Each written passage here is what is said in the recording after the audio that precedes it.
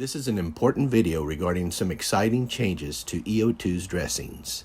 This video will cover important application steps and helpful tips for the OxySpur oxygen diffusion dressings. Both our adhesive and non-adhesive dressings now come with blue bubbles on the top of the dressing. This allows the clinician to easily identify the top occlusive layer from the bottom of the foam dressing. Remember, the bubbles always face up.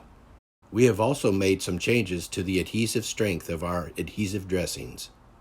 OxySpur adhesive dressings are recommended for patients requiring dressing changes 1 to 2 times per week, or at least 3 to 4 days apart.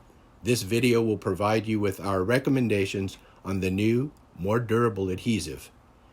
If you need to change the dressing more frequently, consider the non-adhesive dressing.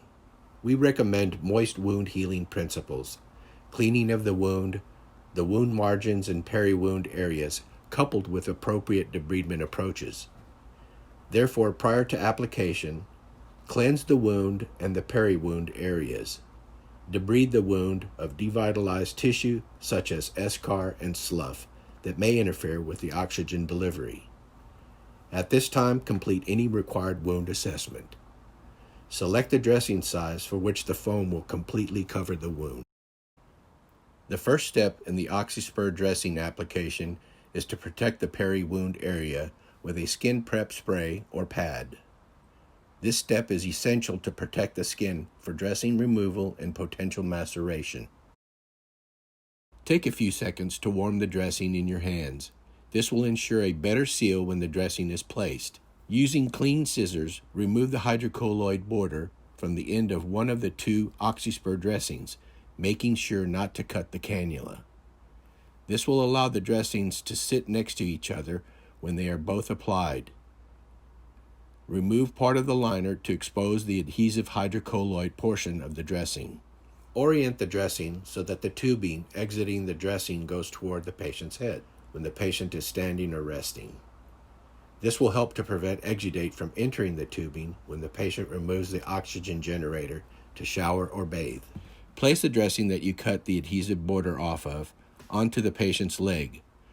Position and smooth into place while removing the second half of the plastic liner. Carefully smooth around the edge of the dressings to ensure good contact between adhesive film border and the peri-wound skin. Briefly apply pressure to the adhesive until it becomes firmly attached to the skin and the foam is in contact with the wound. On the second dressing, that still has the adhesive fully intact, remove part of the liner to expose the adhesive hydrocolloid portion of the dressing. Place the second OxySpur dressing next to the first, allowing the hydrocolloid to overlap onto the first dressing and allowing the 2 foams to touch.